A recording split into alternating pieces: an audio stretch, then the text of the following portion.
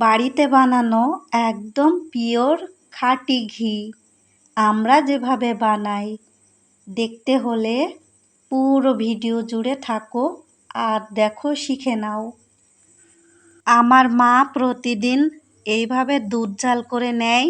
আসসালামু আলাইকুম এভরিওয়ান। আর দুধটাকে জাল করতে হবে অনেকক্ষণ ধরে, যেন দুধটা খুবই ভালোভাবে জাল হয়। অনেকক্ষণ ধরে বলক তুলে জাল করতে হবে, যেন দুধটা লাল টুকটুকে হয়ে জাল হয়।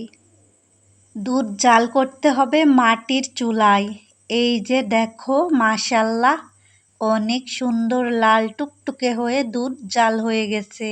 এবার ঘি বানানোর জন্য দুধের উপরে যে সর উঠছে, এই সরটা আমার মা উঠিয়ে রাখবে আর দুধগুলো দই পাতবে। এই যে পরের দিনে দুধগুলো দই পেতে নিয়েছে মাশাআল্লাহ মাটির একটা পাত্রে। সরগুলো উঠিয়ে রাখছে, সেটা থেকে হবে ঘি। আর দুধগুলো দই বসিয়ে খাওয়া হয় প্রতিদিন 2 কিলো করে দুধ জাল করে দই বসানো হয়।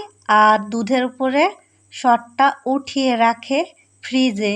4 থেকে 5 দিন পর পর সরগুলো দিয়ে আমার মা ঘি ওঠায় যেভাবে। সরগুলো ফ্রিজ থেকে বের করে গলিয়ে নিতে হবে পানি দিয়ে এইভাবে। এই যে আরও অনেকগুলো সর এখানে আছে, এইভাবেই পানি দিয়ে গুলিয়ে নিবে বরফ সরলে। ফ্রিজের ঠান্ডা পানি দিয়ে এই সরগুলো এভাবে লাড়াচাড়া করতে থাকতে হবে অনেকক্ষণ। এভাবেই লাড়াচাড়া করতে করতেই ঘিগুলো ভেসে উঠবে আর হাত দিয়ে উঠিয়ে নেবে। দেখতেই পাচ্ছ।